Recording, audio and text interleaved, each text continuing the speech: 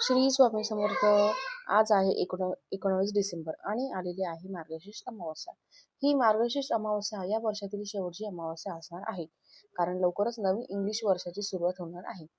प्रत्येक महिन्यामध्ये अमावस्या येते आणि प्रत्येक अमावस्येला आपल्या पितरांची पूजा करावी असे आपल्या धर्मशास्त्रात सांगितले जाते. परंतु प्रत्येक अमावस्येला ते शक्य नसेल तर किमान मार्गशीर्ष अमावस्येला पितरांची पूजा ही आवर्जून करावी. मार्गशीर्ष ही अमावस्या माता लक्ष्मी आणि भगवान विष्णू यांच्यासोबतच आपल्या पितरांना देखील समर्पित असते. मार्गशीर्ष अमावस्येला विशेष महत्त्व असून या दिवशी काही उपाय केले जातात. आपल्याला आज मार्गशीर्ष अमावस्येला दही भाताचा एक अत्यंत प्रभावी असा उपाय करायचा आहे.